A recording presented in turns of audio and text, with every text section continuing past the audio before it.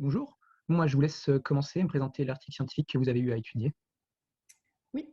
Alors, l'article que nous allons étudier ensemble évoque l'intérêt des effets secondaires lors d'une vaccination.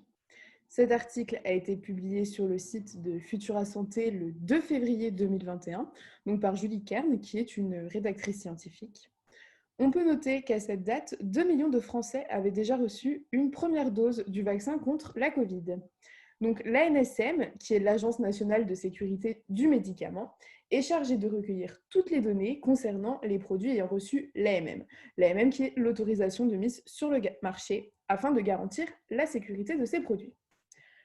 Concernant la Covid, 3 vaccins sont autorisés en France, 2 vaccins ARN messager, donc acide ribonucléotique messager, celui de Pfizer et Moderna, ainsi que le plus classique basé sur un vecteur viral d'AstraZeneca. Donc, il conviendra d'étudier aujourd'hui pourquoi le fait d'avoir quelques effets secondaires après un vaccin est un bon signe. Pour cela, nous aborderons dans un premier temps le fonctionnement de notre système immunitaire, puis dans un second temps, nous différencierons les effets secondaires normaux des effets secondaires un peu plus inquiétants. Le système immunitaire est un système biologique complexe consistant à reconnaître et défendre des agents pathogènes du non-soi. La Covid-19 est due au virus nommé SARS-CoV-2.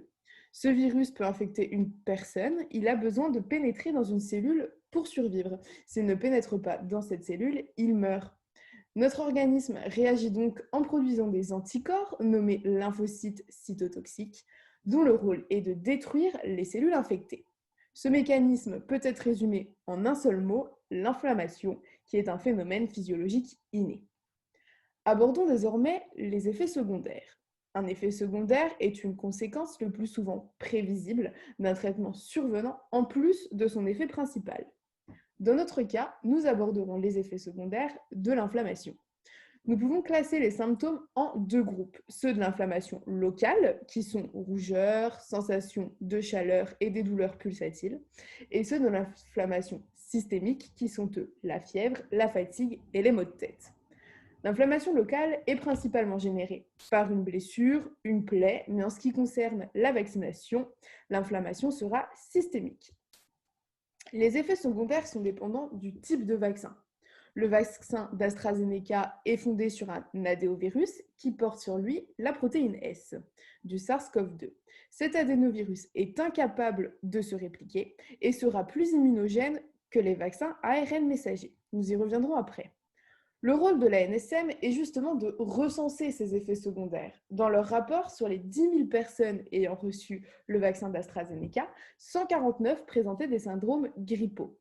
Malgré tout, la NSM a recensé de nombreuses personnes présentant une hypertension artérielle suite à l'injection du vaccin Pfizer. Mais dans la plupart des cas, l'évolution a été positive. Elle indique dans son dernier rapport que cet effet indésirable doit être signalé et surveillé, mais qu'il ne remet en aucun cas en cause la campagne vaccinale. Heureusement, les symptômes de l'inflammation disparaissent en quelques heures, voire quelques jours, et témoignent donc de la bonne réaction de notre système immunitaire chez une personne sans antécédent. Nous avons donc vu ensemble que les effets secondaires d'un vaccin ne sont pas, dans la plupart des cas, un signe inquiétant. Cependant, ce mécanisme de l'immunité n'est pas forcément bien connu du grand public et peut faire douter certaines personnes sur le réel bien fondé de cette campagne vaccinale. Ainsi, on peut se demander si dans une société où de nombreuses personnes sont contre ou réticentes à la vaccination, une politique explicative du fonctionnement du vaccin ne serait pas à prendre en compte dans la politique de santé et des gestions des épidémies afin d'en normaliser leurs utilisations. Donc, on va passer aux questions maintenant. Oui. Vous avez conclu en nous parlant des personnes contre le vaccin.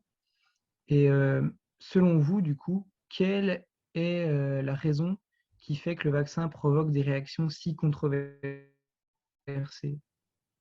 Alors, selon moi, ces réactions controversées sont dues au fait que ce vaccin a été mis au point quand même très rapidement et il peut donc faire douter les plus sceptiques. En général, on entend partout que ce vaccin n'a pas pu être mis au point aussi vite parce que, par exemple, le sida, qui est connu depuis plusieurs dizaines d'années, n'a toujours pas de vaccin. ce qu'il faut dire, c'est que le sida n'est pas une maladie qui se soigne d'elle-même.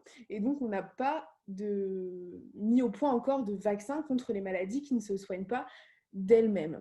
De plus, on peut rappeler que les démarches administratives ont largement été simplifiées pour ce vaccin. Donc, cela a fait gagner un temps précieux durant cette épidémie. D'accord. Et donc, je vais vous poser une autre question. Est-ce que vous pouvez m'expliquer la différence entre le vaccin ARN et le vaccin à adénovirus? Oui, alors un vaccin ARN utilise des molécules d'ARN qui seront internalisées dans la cellule et qui vont servir de base à la transcription d'antigènes et ainsi provoquer une réaction immunitaire sans risque d'infection, mais qui permettra de reconnaître le virus en cas de réelle infection. Un vaccin à adénovirus, lui, utilise un virus vivant mais inoffensif pour transporter le matériel génétique à un autre virus et provoquer une réaction immunitaire. Et pour finir, qu'est-ce que vous pensez à titre personnel de de la décision de vacciner en priorité les personnes âgées? Alors, je pense que cette décision, elle est tout ce qu'il y a de plus cohérente, car les personnes âgées sont quand même les personnes qui sont le plus à risque et qui ont le plus généralement d'antécédents. Donc, en les vaccinant, nous pourrions ainsi limiter les engorgements dans les hôpitaux, ainsi que le nombre de décès, et éviter certaines situations critiques comme on a pu déjà eu à voir, et peut-être éviter un troisième reconfinement. D'accord. Moi, ce sera tout. Merci beaucoup. Eh bien, de rien. Bonne journée. Bonne journée.